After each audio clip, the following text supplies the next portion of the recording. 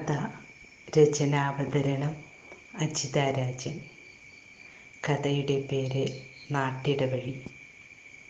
ഒരാഴ്ച മുൻപ് അബുദാബിയിൽ നിന്നും നാട്ടിലെത്തിയ കൃഷ്ണകുമാർ പഴയ നാട്ടിടവഴികളിലൂടെ നടക്കാൻ ആഗ്രഹിച്ചു.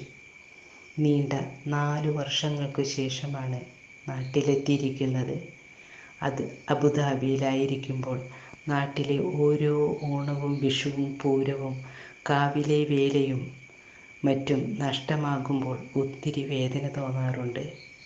സ്കൂളിൽ പോകുമ്പോൾ കൂട്ടുകാരോടൊത്ത് മാവിൽ കല്ലെറിഞ്ഞ് മാങ്ങ വീഴ്ത്തി നിലത്തെറിഞ്ഞു പൊളിച്ച് കയ്യിൽ കരുതിയ ഉപ്പും മുളകും ചേർത്ത് കൂട്ടുകാരെല്ലാവരും ചേർന്നൊരു തീറ്റയുണ്ട്.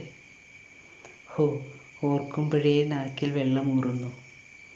ഓണക്കാലത്ത് വേലിയിറമ്പിൽ നിന്ന് പൂ പറിക്കാൻ പോകുന്നതും തോട്ടിൽ നിന്ന് തോർത്തുമുണ്ടിൽ പൊടിമീനുകളെ പിടിച്ച് കുപ്പിയിലാക്കുന്നതുമെല്ലാം ഓർത്ത കൃഷ്ണകുമാറിൻ്റെ ഓർമ്മകളിലേക്ക് രാമേട്ടൻ്റെ ചായക്കടയും ചില്ലലമാരയിലെ പലഹാരങ്ങളും ഫിലിപ്സിൻ്റെ ചെറിയൊരു റേഡിയോയും കുളിർത്തന്നലായി ഓടിയെത്തി.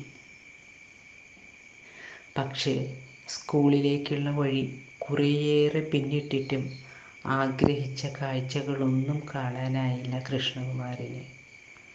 റോഡെല്ലാം വീതി കൂട്ടി ടാറിട്ടിരിക്കുന്നു.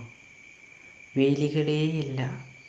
ഉയർന്ന മതിലുകളും അതിനപ്പുറത്ത് വലിയ വീടുകളും. രാമേട്ടൻ്റെ ചായക്കടയുടെ സ്ഥാനത്ത് നല്ലൊരു ഹോട്ടൽ. നിരാശയോടെ തിരിച്ചു നടക്കാൻ തുടങ്ങിയപ്പോഴാണ് സ്കൂളിൻ്റെ അടുത്ത് പെട്ടിപീടിക ഉണ്ടായിരുന്ന ശങ്കരേട്ടനെ കണ്ടത്.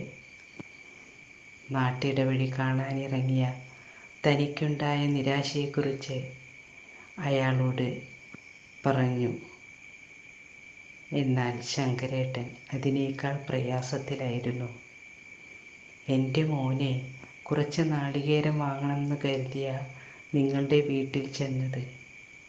കൊല്ലം കുറച്ചായേ അങ്ങോട്ടൊക്കെ വന്നിട്ട്. വീട്ടിയും തേക്കും ഉപയോഗിച്ച് പണിഞ്ഞ പടിപ്പുരയും നടുമുറ്റവും ഒക്കെയുള്ള എത്ര നല്ല വീടായിരുന്നു നിങ്ങളുടേത്. അതൊക്കെ പൊളിച്ചു കളഞ്ഞ് വലിയ ടെറസ് വീടും ടൈലിട്ട മുറ്റവും കണ്ടപ്പോൾ എനിക്ക് പ്രയാസമായിട്ടോ. വാക്കുകൾ നഷ്ടപ്പെട്ട കൃഷ്ണകുമാർ നടത്തത്തിന് വേഗം കൂട്ടി. നന്ദി.